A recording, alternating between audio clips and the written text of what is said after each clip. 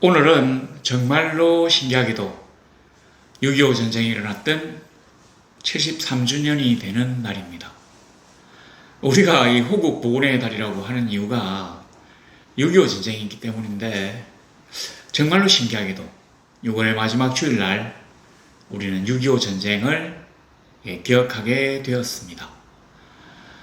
이제 그분들이 많이 연로하시고 또 많이 돌아가셨기 때문에 상당히 또 이렇게 세월이 흘렀지만 아직까지도 생존해 계신 그분들, 이미 가신 분들에게 이 나라와 민족을 대표할 자격은 없지만 한 사람으로서 한없는 감사와 존경의 마음을 표합니다.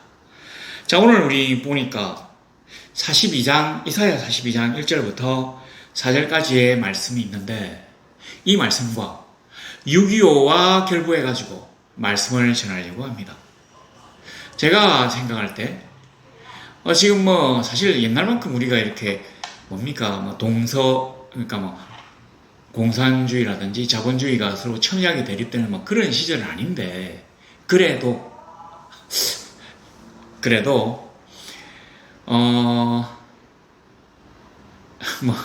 지도상으로는 붉은색과 푸른색이 서로 경쟁하는 그런 시점인 것 같습니다.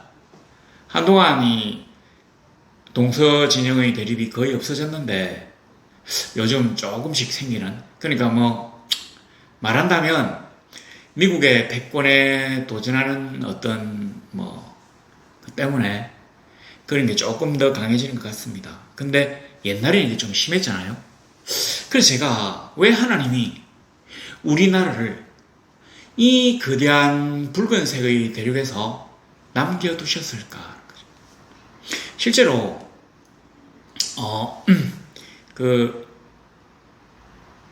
러시아는 지금 자본주의 국가이긴 한데, 어쨌든 간에 그때 당시에 소련, 그 다음에 몽고, 중국, 북한, 그리고 베트남까지 이런 식으로 베트남 아니네요. 하여튼 이런 식으로 붉은 어떤 대륙이었습니다. 이 거대한 세계에서 제일 큰 대륙인 유라시아 대륙의 이 동쪽 거의 대부분이 붉은 칠이 되어 있었는데, 하나님이 그 16개국의 군대를 동원해가지고 아주 적은 지역만 한 10만 제곱킬로미터와 5천만 명의 사람을 남겨두셨습니다. 왜 그러셨을까? 바로 여기서부터 이 본문이 시작됩니다. 실제로 하나님이 내가 붙드는 나의 종, 내 마음에 기뻐하는 자, 곧 내가 택한 사람을 보라. 내가 나의 영을 그에게 주었은즉 그가 이방에 정의를 베풀리라. 내가 붙드는 나의 종, 내 마음에 기뻐하는 자, 곧 내가 택한 자. 이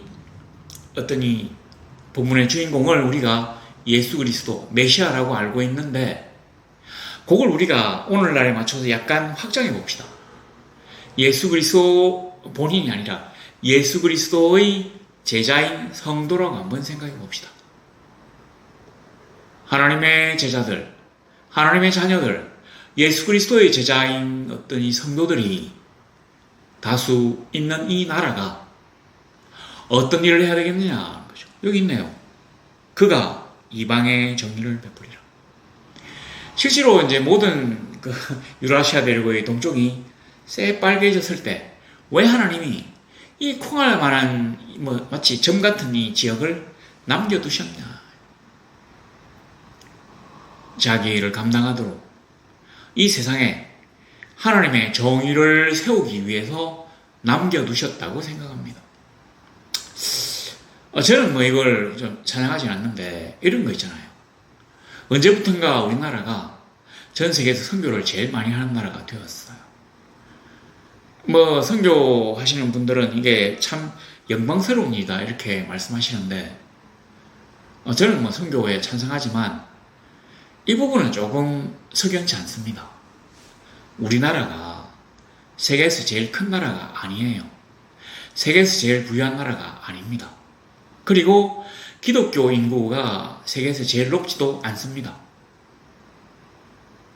실제로 뭐 어디가 기독교 인구가 아주 높은 나라인 줄 제가 모르겠지만, 제가 미국에서 유학할 때는 그 미국에서 개신교, 기독교, 신구교 합쳐서 기독교 비율이 73%였답니다.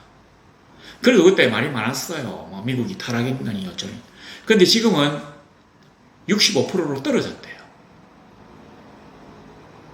이 상당히 심각한데, 실제로 이제 미국이 우리보다 앞서서 선교를 줄이게 되었습니다.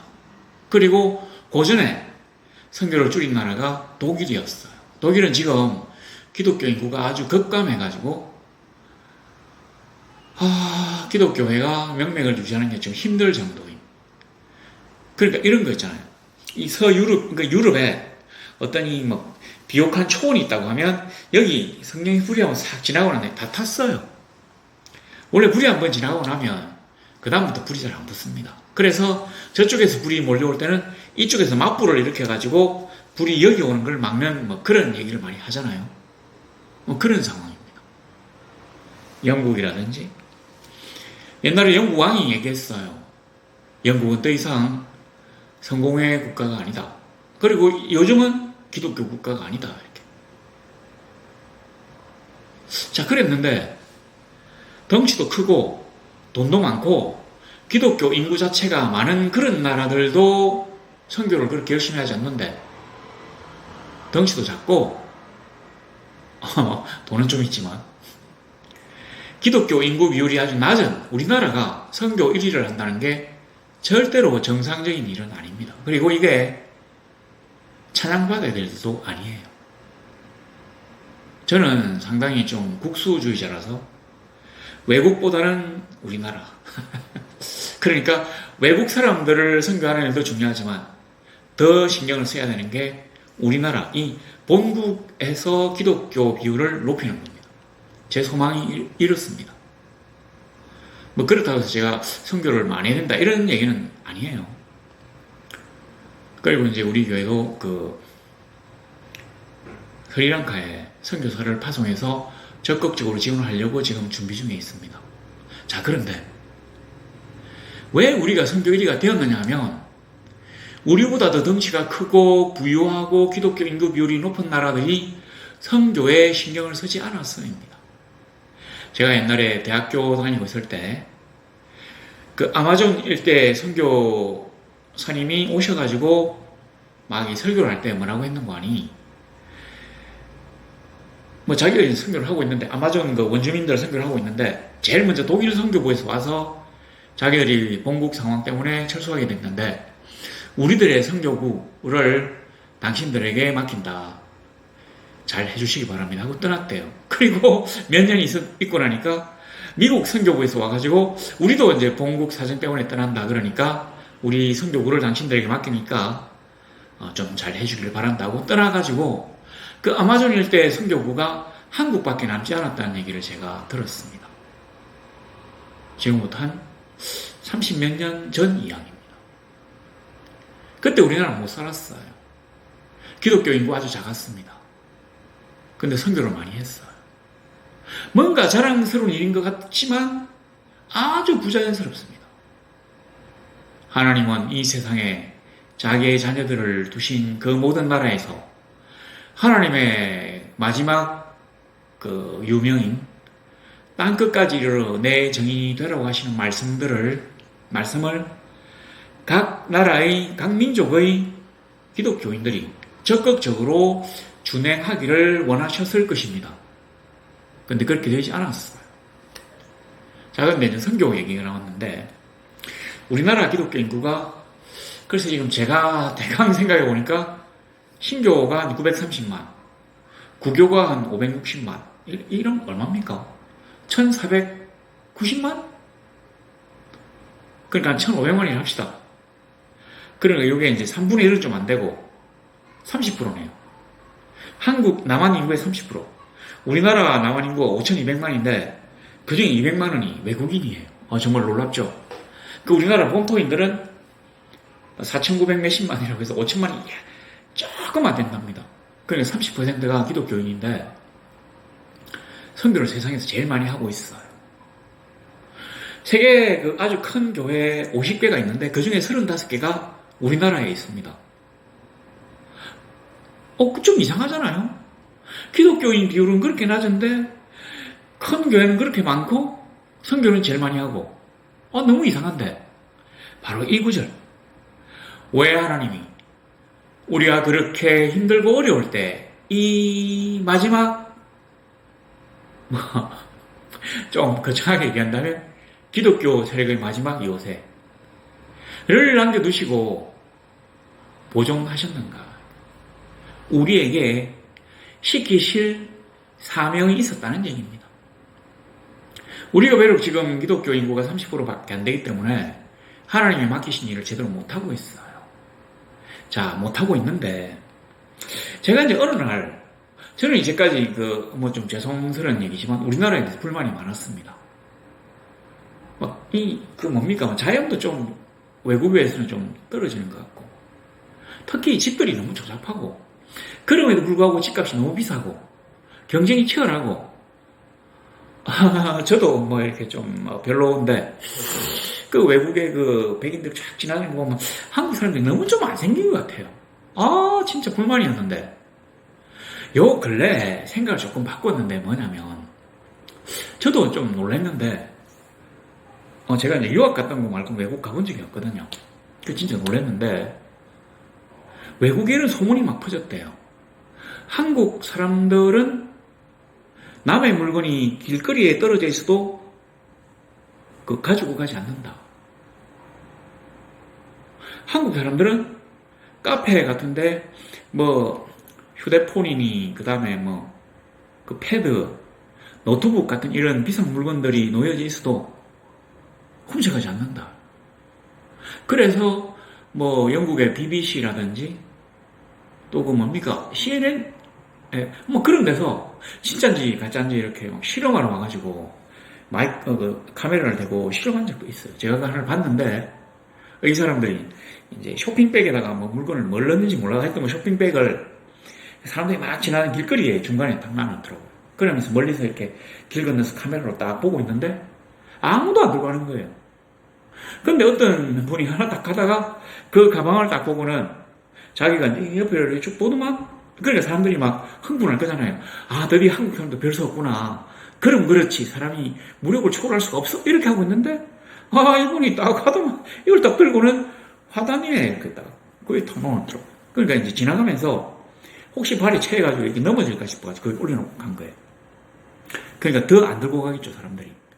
그러니까 그쪽에 이제 카메라로 촬영하고 있던 사람이 잠시 카메라를 이렇게 이제 놔두고는 다른 사람이 맡기고는 와가지고는 그 화단 위에 올려놨던 가방을 다시 내려가지고 길바닥에 다시 중간에 놓더라고요. 그래서 한 4시간인가 했는데 아무도 안 들고 가는 걸로 그 카메라 실험이 끝이 났습니다. 깜짝 놀랐어요. 며칠 전에 제가 텔레비전 저희 이제 부곡동에 가서 어머니와 같이 보고 있는데 이제 한국 사람, 외국 사람들이 쭉 앉아가지고 이제 한국 사람들이 그 도덕이 없다는데 진짜인지 가짜인지를 이제 실험하는 그 프로를 또 하더라고요. 그거하고 다르게 어떤 커피숍 다방에다가 이렇게 요즘 다방이라고 하면 좀 구시대 사람이라고 하는데 이렇게 아까 제가 얘기했던 노트북 같은 거 그런 거 놓으면 사람들이 안 들고 가는데 여기는 좀 더 강하게 지갑을 딱 놔두라. 지갑을. 자, 지갑을 안 들고 갈 것인가? 저도 설마 지갑까지? 이런 거 봤는데 안 들고 가는 거예요. 근데 보니까 중간에 보기는 보더라고요, 사람들이. 저 사람이 들고 가는갑다 싶어가지고 왜냐면 이 사람이 이렇게 보면 이렇게 지갑을 보고 혹시 누가 있는가 싶어 보면 그러니까 들고 가는갑다 싶었는데 아니에요. 전혀 반응하지 않고 자기들끼리 얘기하다 그냥 갔어요. 계속 이렇게 시간이 흘렀는데 맨 마지막에 어떤 대학생 같은 청년이 남자 청년이 들어와서 보다가 이상하다고 생각하고는 왔다 갔다 하다가 자리에 앉아가지고 있는데 계속 보더라고요, 이렇게 지갑을. 그리고는 이제 이 친구가 연구를 다 마치고 이제 커피숍에서 나가면서 이걸 이렇게 주워 가지고 가는 거예요. 그래서 사람들이 와 이러면서 막 이제 한국 사람들 이렇게 막 안타까운 비명을, 외국 사람들은 그럼 그렇지 않은 어떤 그 덕이의 미소를 지고 있는데 이 친구가 가다가 그 계산대 있잖아요. 거기 가가지고는 저쪽에 이렇게 이게 놔주가 있었다고 누구 오면 주라는 이제 목소리는 안 들리니까 그 CCTV에 찍혀 있었어. 그러니까 한국 사람들이 막 덕이 양양? 죄송합니다. 하여튼 덕이 해가지고 막 봐라. 한국 사람들이 이렇게 정직하다. 이런 걸로 그 프로그램이 끝이 났어요. 제가 그걸 봤는데 그가 이방의 정의를 베풀려. 우리가 하나님을 믿는다면 하나님의 정의를 우리가 세워야 될 책임이 있습니다. 왜 하나님이 그때 세계의 군대를 동원해가지고 우리를 이 땅에서 기독교를 믿게 될 수 있는 환경으로 유지시키셨는가 하니, 바로 우리로 해요. 하나님의 정의를 세상 사람들에게 보여주라고 하신 거라는 생각이 들었습니다. 실제로 제가 어릴 때는 우리나라에도 소매치기들이 많이 있었어요. 근데 요즘은 소매치기를 당했다고 하는 사람은 제가 솔직히 본 적이 없습니다. 뭐 신문에는 가끔 가다가 뭐 어떤 물건을 훔쳤다는 얘기도 있긴 있는데, 실제로는 우리가 알고 있는 이 주변에서 그런 일들은 일어나지 않습니다. 그리고 우리 전혀 신경도 쓰지 않아요. 어떻게 해서 우리가 이런 멋진 사람들이 되었는가? 저는 이것을 두 가지로 봅니다. 한 개는 CCTV를 장착해가지고 조사가 들어가는 거고, 또 하나는 기독교 윤리와 예수 그리스도의 가르침이 사람들의 마음을 바꾸어 놓았다는 거죠. 우리가 입을 열어 세계에서 예수 믿으라고 선교하고 하는 게 중요한 게 아니라 예수를 믿는 사람들은 어떻게 사는지를 세상에 보여줄 수 있는 게 더 중요하다고 제가 생각합니다. 여기서는 예수 그리스도에 대해서 얘기합니다. 내가 붙드는 나의 종, 내가 택한 자, 내가 영을 부어준 자. 근데 바로 그 하나님이 택하시고 하나님이 기뻐하시며 하나님의 성령이 우리의 위에 펼쳐져 있는 그 놀라운 사람들이 몰려 사는 나라는 그렇지 않은 나라와 어떻게 다른지를 우리가 보여주어야 될 필요가 있습니다. 우리가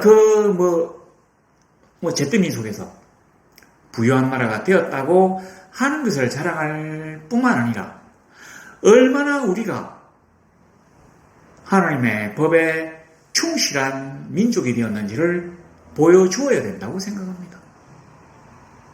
도둑질을 하지 않는다. 길거리에 물건이 떨어져도 주워가지 않는다. 제가 이런 얘기는 중국 사람들이 허풍스럽게 옛날 3000년 전 이야기를 적어놓은 책에서만 보았지 현실에서는 본 적이 없어요. 제가 또 다른 걸 봤는데 어떤 사람이 이제 외국입니다. 어떤 사람이 버스를 타고 가는데 그게 이제 좀 더운 지역인가 봐요. 그래서 버스 문을 열고는 이 친구가 이제 남자인데 이렇게 휴대폰을 그쪽에서 보고 있더라고요. 이렇게 손이 나왔어요. 이렇게 보고 있는데 이렇게 한 사람이 이렇게 보더니만 올라가서는 이렇게 홀쩍 뛰어가지고 그걸 탁 치면서 들고 가려고 하더라고요. 그러니까 뭐 손이 휙 올라오니까 놀래가지고 이제 이걸 안으로 쑥 집어넣었을 거 아닙니까? 그래서 못 들고 갔어요. 그러니까 그 다음에 또 한 번 더 휙 올라가가지고는 이렇게 치는 게 아니라 이 안에 있으니까 이렇게 손을 넣다가 실패하고 도망가는 걸 제가 봤습니다. 깜짝 놀랐어요. 그리고 이런 게 프랑스 파리에서도 똑같이 일어나더라고요. 제가 진짜 더 놀랐습니다.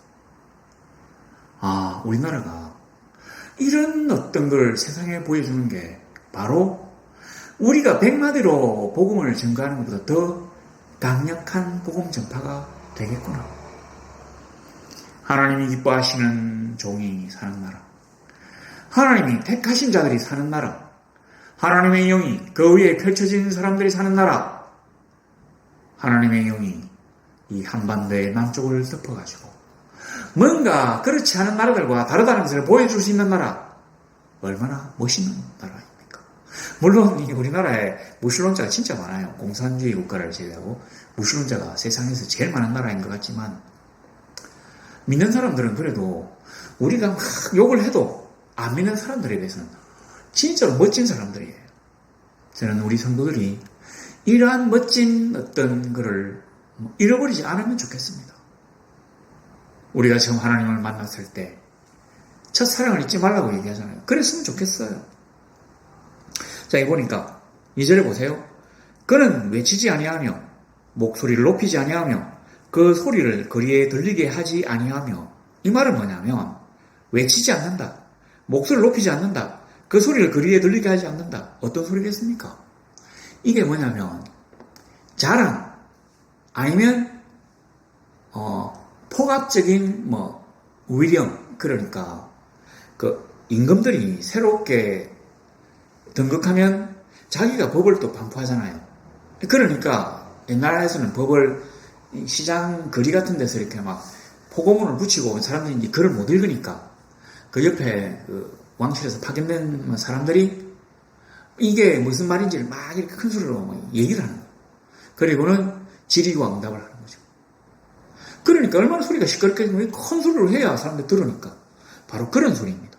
그 소리를 거리에 들리게 하지 아니하며. 그러면 어떻게 하는데요? 하나님의 종은 세상의 왕들처럼 그렇게 큰 소리로 사람들에게 폭압적으로 명령하지 않습니다. 공포로 세상을 휘어잡으려고 하지도 않아요. 어떻게 하는데요? 자기는 새로운 법을 반포할 필요가 없습니다. 왜냐하면 이미 하나님의 법이 나와 있잖아요. 내 부모를 공경하라, 내 이웃의 아내를 탐내지 말라, 도둑질하지 말라, 거짓점가하지 말라, 간음하지 말라. 그 법을 그냥 지키면 돼요. 그러니까 자기가 왕이 되었다고 해서, 자기가 통치한다고 해서 뭔가 자기의 뜻대로 한다고 막 폭압적으로 공포스럽게 외칠 필요가 없다는 얘기입니다. 있네요. 외치지 아니하며 목소리를 높이지 아니하면 안 들리니까 소리를 끌 필요가 없어요. 3절에 보십시오. 상한 갈대를 꺾지 아니하며 꺼져가는 등불을 끄지 않으며. 우리 이제 요거 진짜로 우리 권사님들 막 기도할 때 막 진짜 저도 참 너무 이렇게 막 뭐라고 합니까? 감동스럽게 들었던 어떤 성경 구절인데, 세상은 상한 갈대를 꺾지 않습니까? 꺾어버려요. 갈대가 사실은 진짜 별 볼 일 없는, 뭐라고 해야 됩니까? 나무는 아니고 식물? 풀? 풀보다는 좀 다른가? 하여튼 뭐 어쨌든 그런데 이 갈대가 지지력이 있습니까? 이거 어디 쓰겠습니까? 제가 지금 갈대를 생각하면 불 같은 거 이렇게 피울 때 이 빨리 사라지니까 아마 처음에 불을 갖다가 이렇게 팍 피우는데 쓸까? 모르겠어요. 물론 뭐 저쪽에 그 이집트 같은 데는 이런 갈대를 뭐 묶어가지고 잉카 그 티티카카 호수 같은 데 이렇게 갈대로 뭐 배를 만들어서 타고 다닌다, 뭐 그런 것도 있긴 있는데 일반적으로 이 갈대가 어디 쓰겠어요? 집도 지을 수 없고 뭐 무거운 물건을 뭐 이렇게 지지하기도 못하니까 가구도 안 되고.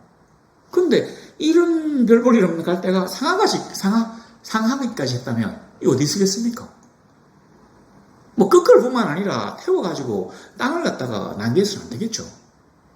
뭔가 뭐 과실을 맺는 그런 유실수를 갖다가 심는다든지 아니면 뭐 농작물이라도 키운다든지 해야지 상한 갈대를 안 꺾으면 뭐 그렇게 됩니다. 그리고 난 다음에 꺼져가는 등불을 끄지 아니하고, 이 꺼져가는 등불인데 이거를 갖다가 사실은 이게 뭐 이사야서인데, 이런 어떤 그 등불이 어떤 거냐면 이런 거예요. 가령 이 석유에다가 심지를 아니면 뭐 기름, 뭐 감나무나 아니면 이 기름에 심지를 꼽아가지고 여기 불을 딱 붙이면 이게 이제 불이 활활 타는데, 이게 꺼져가는 등불이라고 하면 이게 이제 꺼져가면서 불이 사그라지면서 연기가 막 납니다. 그러니까 옛날에는 이 창문 같은 게 잘 없어요. 유리도 없고 막 창문 열기도 좀 어려우니까 대개 보면 격자로 된 그 유리창이 있고, 근데 아주 작아요. 왜냐면 이게 그 단층짜리 집에만 이렇게 창문을 넓혀 놓으면 도둑이 들어올 수 있잖아요. 도적이.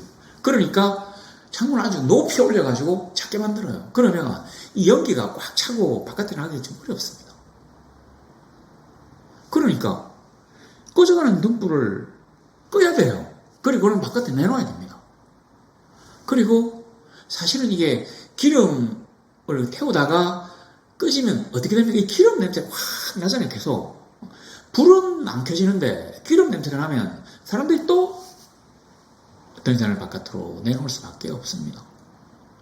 그런데 이게 세상이에요. 그 잘못됐어. 야, 그 효율적이지 않아. 이게 세상인데 하나님의 나라는 그렇지 않습니다. 상황 갈 때, 그 다음에 꺼져가는 등불 같은 그러한 연약한 자들, 진짜로 어떤 사회에 무가치한 듯이 보이는 자들이라도 하나님이 주신 생명이기 때문에 결코 이들을 잘못되게 놔두지 않습니다. 우리나라도 보면 이 장애인에 대한 처우가 진짜 좋아요. 뭐 다른 것도 좋겠지만 한 두 가지 정도 생각나는데 이런 거.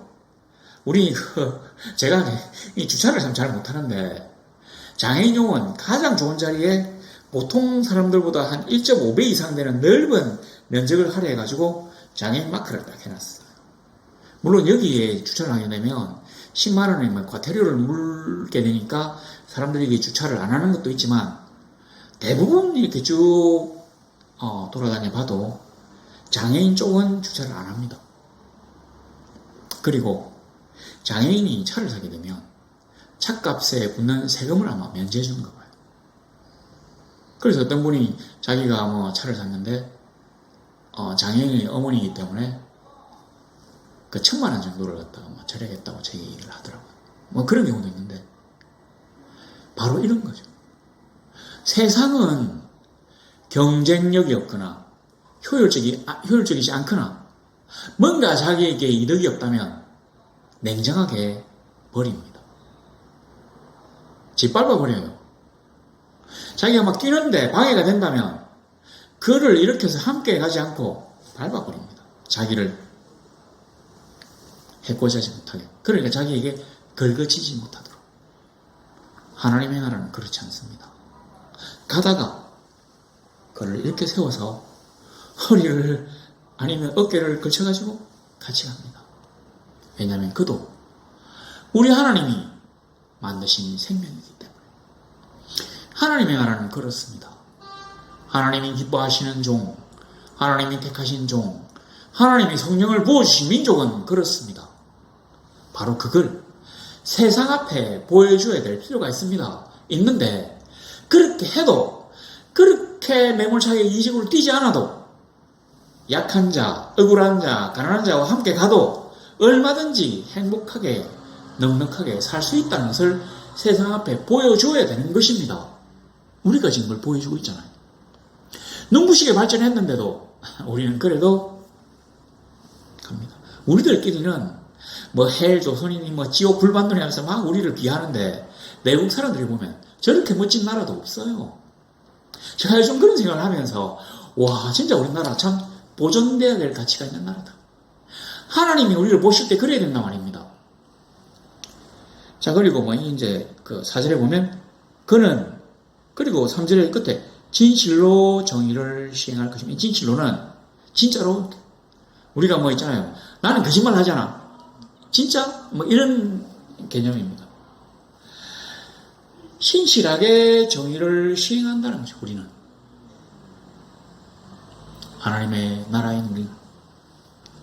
그는 쇠하지 아니하며 낙담하지 않으며, 요게 사실은 상한 갈대를 꺾지 아니하며 꺼져가는 등불을 끄지 않고 똑같은 말입니다. 그러니까 단어가 똑같아요. 가령 여기 쇠한다는 말이 꺼져간다는 말이고요. 낙담한다는 말이 상한이라는 말입니다. 그러니까 요렇게 가다가 이걸 뒤집어서 한 번 더 강조한 겁니다. 왜냐하면 우리 하나님은 우리가 그렇게 하기를 원하시거든요. 그렇게 해도 얼마든지 우리가 행복하게 살 수 있다는 걸 보여주고 싶어 하시거든요. 그렇게 모질게, 그렇게 악랄하게 굴지 않아도 모두가 다 행복할 수 있다는 것을 하나님의 나라에서는 보여주기를 원하시는 것입니다. 그게 이렇게 되는 것이 사실은 선교사님들에게도 아주 좋을 것입니다. 봐라, 우리나라는 하나님을 열심히 믿기 때문에 이렇게 복도 받았고, 그 나라에서는 아무도 도둑질하지 않고 아무도 우리들도 좀 안 좋은 게 상당히 많은데, 이게 딜레마입니다. 가령 중국 사람들은 항상 그 미국을 막 공격하는 걸 이렇게 이제 몸에 뭐 베이도록 세뇌가 돼서 그런지 뭔가 좀 안 좋은 거 있으면 항상 이렇게 얘기하더라고요. 만약에 그는 자본주의.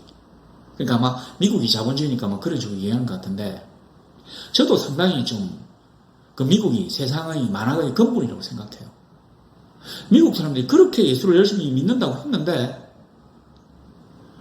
제가 대학생 때 이제 뭐 중고등학교 때 이렇게 주말의 명화 이런 거 하잖아요. 토요일, 주일날 저녁에. 그걸 보면 정말 이해가 안 되는 게 뭐냐면, 부부가 이렇게 사는데 이 친구들이 배우자들이 너무 많아요. 뭐 두 번째 그러니까 전 아내, 전 남편, 그리고는 막 그 자식들이 막 전 남편의 아이 이런 식으로 해가지고 되니까 또 찾으러 오더라고요. 같이 놀러 가야 된다고. 그 제가 그거 보고는 이런 거 막장이라는 거 다 있지? 분명히 하나님을 믿는다고 하면서 저 사람들 도대체 뭐야? 그리고 엄청나게 이혼을 많이 해가지고 우와 세상에 또 있어요. 근데 그게 우리나라에 지금 들어와서 제가 이해를 했습니다. 이건 진짜 잘못된 거다. 어떻게 하나님을 믿는다고 하는 사람들이 하나님의 계명을 그렇게 공공연하게 어겨? 제가 이제 미국에서 유학하고 있는데 그 대학생 저에게 얘기를 해요. 목사님, 그 캠퍼스에서 그 동성애 하는 거 못 보셨어요? 이렇게. 그래요? 제가 못 봤는데요. 그거 잘 보시면 이렇게 막 얘기를 하더라고요. 자, 그리고 우리가 이제 처음에 들을 때는 아니 대학 캠퍼스에 미국같이 물란한 나라에서 그럴 수도 있지. 할 수 있는데 그 학교가 어떤 학교냐면 신학교거든요. 신학교. 목사가 내려고 하는 사람들이 다니는 학교예요. 놀랍지 않습니까? 근데 그 학교가 그냥 자유주의 신학교가 아니에요. 자기들 나름대로 복음주의 신학교라 하거든요. 그 학교의 표가 이렇습니다. 변화하는 세상에 변하지 않는 관점.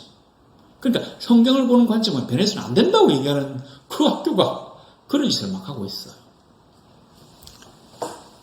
바로 우리가 정의를 세우기까지 최선을 다하는 것.